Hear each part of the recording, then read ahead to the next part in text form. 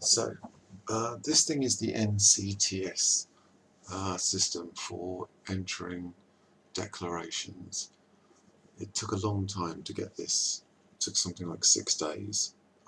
A lot of setup. I had to get a lot of things organised, like EORI numbers, company names, company registration, corporation tax, loads of weird stuff. Wait for some letter to turn up with a number that I could use as a code. Who sends letters? Just email it. Anyway, so this is the NCTS thing. It is the new Computerised Transit System, and you can do two things, as you can see here. We've got arrivals, make a declaration, departures, make a declaration. Because we're at Manston, and this is the Office of Departure, we're going to make a new declaration. So we click this, and we get our first page. We've got overview, traders, goods summary, items, guarantees, and submits. There's 6 elements we have to deal with. First bit is the overview. So it starts basically with saying put your local reference number. So you have to generate your local reference number. Anything with an asterisk means it's mandatory. So I'm going to call this one Purple Team FTW. Every movement must have a new, unique local reference number. You can't use the same one all the time. Declaration type. If we open this drop down box, we get T1, T2F, T2, T, Tier, and T2SM. We are going to be dealing with T1, which is a movement from non-union goods, which is Britain. The tariff is suspended, which means we don't pay it as it's moving across. We only pay it afterwards. So this is the normal one that we see, the transit one. We often see T2, but that's movement of union goods, EU goods, not UK. So we're going to go with T1. Security, there's no security issue on this. Type of procedure, we're going to do a normal. We're not going to do the simplified one, we're going to do the full one. Containers used, that means those big containers that go on the back of lorries, and we're not going to be using that. We're going to make a smaller one, so I'm not going to tick this. Declaration place. The place is where we're making the declaration, and in this case we're going to go with Ramsgate. Representative name, I'm just going to put myself. Representative capacity, that means the job. As there's no star, it doesn't matter. I'm going to put myself director, because I'm director of a company because of having to do all this. Okay, country of dispatch, that is the UK. And that's down here. Don't get confused with that one. UKGB. Office of departure. Now we can look these up. In this case, Office of Departure is GB000047. That means Ramsgate. You can look it up. Opens up a new window, and you've got Office of Departure codes. Click on the country in the list to look up the valid code. If we look down here, Ramsgate, GB000047. So that's the code we want. But what's this phone number? Is that the office phone number? 3,515,831. Is that why they're calling us? Anyway, that's the code, ending in 47. And as you can see, that one, that means Ramsgate. Office of Departure, Ramsgate. There is no one from Manston. LN. Yeah. So it's Ramsgate's the only one. Unless that means Ramsgate Harbour. Don't know. Anyway, so that's that. Office of destination, basically where we're going. Let's stick to an EU country. We can pick an EU country. Let's find one. Spain. Yeah, Spain. Okay, there's Spain. We can look up an office in Spain using this thing. These are all the Spanish ones. Let's put it into, well, it's loads. Let's go to, God knows, Malaga. Let's go Aduana de Marin. It's probably not a good choice. You see these codes? ES meaning España, and the German one is DE, and the French one's FR, and the UK one's GB. These we've seen as LRN numbers, but they're not. these are office codes. These are office codes. So if we see these are wrong. These are not LRN numbers. Anyway, we're going there, wherever that is. Office of Transit. This bit is, because we're a third country, not EU, we have to have a transit office. In this case, it's going to be Ramsgate again, same as that one. That's the Ramsgate code, and that's an Office of Transit. I know it's weird, but I've tried putting nothing in here and it doesn't work. You've got to put something, and what works is Ramsgate so far. Anyway, we come down here, transport details at departure. Inland mode, we're going to go with, we've got all these options. I'm going to say own propulsion. So I'm going to carry this thing.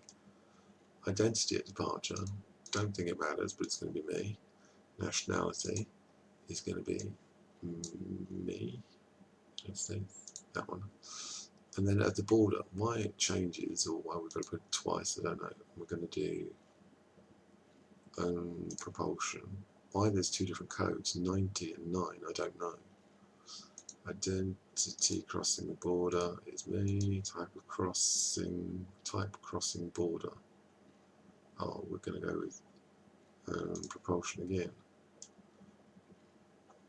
And then nationality crossing the border, we're going to go with that again. So we've got home propulsion, Adam, United Kingdom, home propulsion, Adam, home propulsion, United Kingdom. Seems a bit redundant, but okay. We click continue, and it's happy with that. So we've moved from overview to traders. Now in this case, we need EORI numbers, economic operator and registration identification, plus name, street, town, postcode, county, exit, all this stuff. So in here, that's my EORI number. That's my name, that's where I live, that's Ramsgate, that's postcode, and that's where's UK. There. So that puts me as principal. I can also be a consignee. Oh. So consigning. A consignor is not what I want to be. Consignee is a person who takes it. Principal is a person who sends it. Consignor is a person who receives it. So if you put something here, it doesn't work. But if you put these two, it does work. I'm not sure why, but it does. That and that are the same thing. Moving on. Did I get that right? Seems good. So now we've moved on to goods summary. This is the goods summary up here. So total number of items, 1. We're going to have one thing. Total number of packages, it's going to be one thing. Total gross mass in kilograms, 1 kilogram. Loading place, good old Ramsgate. Agreed location code, not sure. This I think relates to that pre-lodged applications. We're not going to do a pre-lodged applications. If you need more help, you can click this thing and it brings up some guidance notes about it. So agreed location code to be used under normal procedure when the declaration is pre-lodged. No, we're not doing that. Use of this field will result in the declaration being placed in the submitted state automatically. Movement reference number, MRN, will not be issued until customs of the Office of Departure accepts the declaration electronically. Yeah, we don't want to do any of that. So let's go back to that. Not pre-lodged. There's no star, so we don't have to. Agreed location of goods. Don't care, don't care. Both of those no stars, so I'm not worried. Seals information. Now, do we have any seals on this object? No. But we can have any number of seals. Well, by any number, I mean 20. And these are the codes. Or maybe you have to do that first. Yeah. So you can put the seal and the seal number on it. But we don't want that. So, are we happy with this? One package, one item, one package, 1 kilo from Ramsgate. Good? Good. Okay. Now we move to the list, item list. Now this confused me for a while. it said, note, Annex 44C, goods for use only with commodity codes which are classified as high-risk goods, otherwise leave blank. So it only accepts things that are high-risk goods. Don't know. Anyway, if you don't do anything here, it doesn't work, so you've got to do something. So you add an item, there's a whole load of stuff here. Item gross weight, 1 kilogram. Item net mass weight, 1 kilogram. Now that wouldn't normally be true, but okay. Description of goods. We don't want to make something that is really expensive, because if I put this through, I could get charged the actual tax on it. So we want something really cheap. 1 kilogram of something, sand. 1 kilogram of sand to test system. That's what we got, sand, 1 kilogram. How much is tax on sand? Better be not much. Right, commodity code. This is the tricky bit. If we look up high risk goods, so this bit is confusing me. You can only use high risk codes on this thing. Look up high risk goods. Quantity of high risk goods. So this is assuming that this stuff is high risk. Add item. Item subject guarantees good summary. Let's go back to good summary because it's confusing me. But otherwise, we're not telling anybody what the stuff is. We've got 1 kilogram of some unknown material. We just continue. We don't add an item. We continue. And now we've listed nothing. They don't know what we got, but now we're on the guarantee page. Guarantee page is really confusing again. Drop down menu, we've got loads of options of guarantees. Cash guarantee, comprehensive guarantee, flat rate voucher, guarantee waived, waiver by agreement. It seems you have to have a guarantee lodged with a building society or bank, which you then get a letter sent to HMRC as a statement that you're going to pay any tax due automatically. And they give you a code which you put in here. But I haven't sent the letter. I've printed the letter, but I have to send it to the bank and then wait for them to send something back, and then I'll have the access code. So the way you can get around that is, I think I got around it by, I went through the whole list of them. I tried that, and it says at least one guarantee must be provided. Guarantee waived. Nope. Guarantee not required. Nope. Individual guarantee. Nope.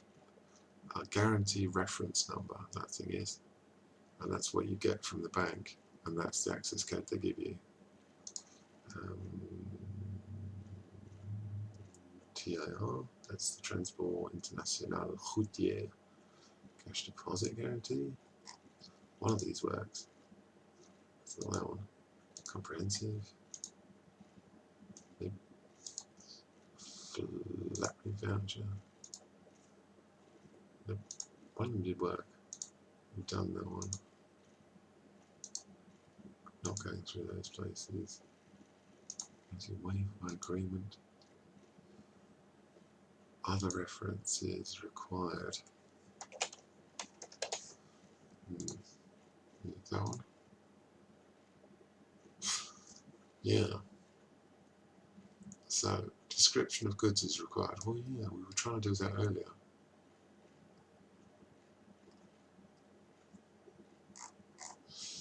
So, description of goods is required. Total packages doesn't not match the quantities for all items. We have to add items. So let's go back to the items page. Add an item. 1 kilogram. 1 kilogram. Description of goods. Sand. For test. Start. commodity code. We can look up commodity codes here. Look up commodity codes.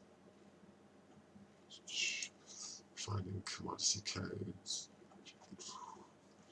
Now we can pick a thing. I did football, foot, shoes, the other one. Rice, maybe? Rice in the husk, husked rice, semi-milled, broken rice. There's normally a code, yeah, to get this thing. That's what to say. Vegetable products? How about some fruit and nut? How about some do they actually seize these things if you move fruit? Do they seize them? Probably not wise to use fruit. Let's go back a bit. Textiles. Can't go wrong with textiles, can you? Cotton. Can you go wrong with cotton? No. Cotton waste. Cotton sewing thread. Cotton waste. Cotton sewing thread. So we need a 6, not 8. 2, 4, 6, 8, 10. We need a 10-digit number. So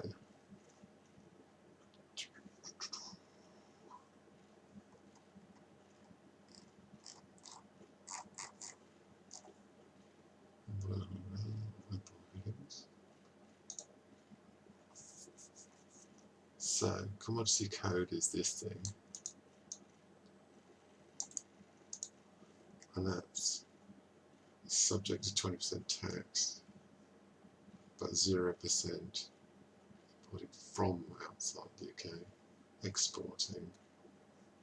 Oh, we'd have to work it out. But that's going to be our commodity code. That one. Quantity of high-risk goods. No.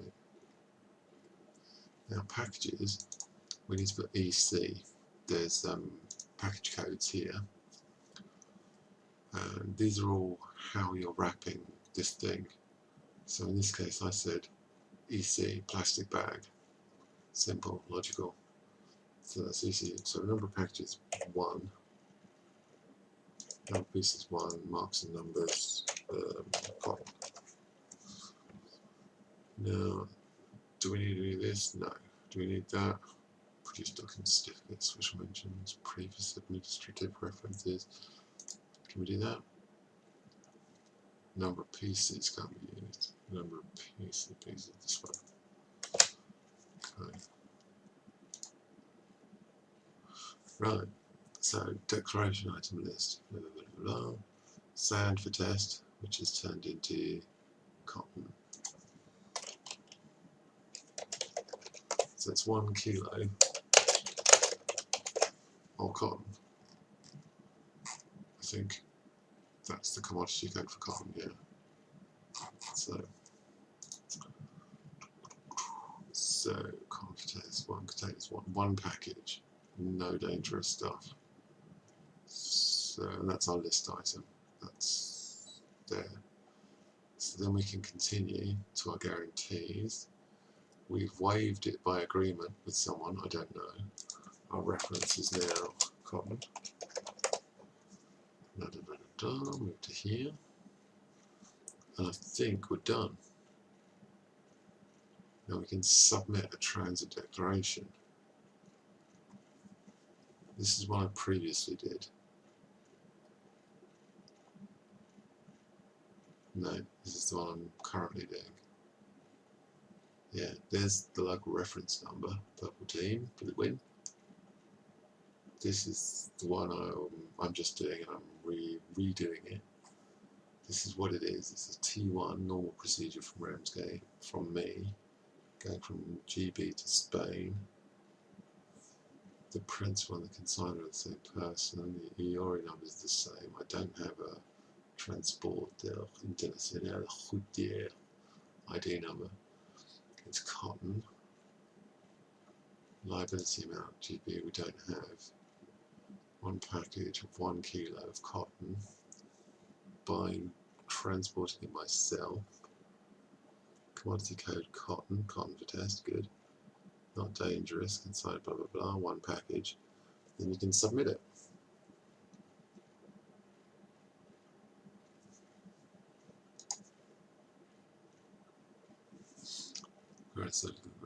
So now we have two that are submitted. Declaration submitted, declaration received. So this is the previous one I did. This is the one I've just done. These are the LRN numbers. The only way it changes from being accepted is when you turn up at the office of departure with the goods and you need the documents. Obviously I don't have any documents for cotton or steel toe gap boots, the other one's steel toe gap boots, but I could turn up at the office, get a pair of steel toe gap boots, attach the LRN number to it, take it to Border Force and see if it works, and see if I can generate a T1 document from it. I would then owe the taxation on one pair of boots moving from England to France, which would be 20% of something, 20% of maybe 30 quid, maybe 6 quid, I don't know, maybe. Not sure. But that's the maximum I could owe. The same thing with the cotton. But very interesting, but that's how it works. I'd like to see if we could generate an actual T1 document with it. But anyway, that's what I have learned from the NCTS system. That's how it works, as far as I can tell. I haven't done arrivals, I don't know anything about arrivals yet, but that's how departures work. And we can make a new one, we can delete these, we can do all sorts of stuff with them. There's the LRN numbers. Why can't they find the LRN numbers? It's the first bloody box on page 1. Okay, hope that helps. Probably didn't, but there you go. Yeah, NCTS.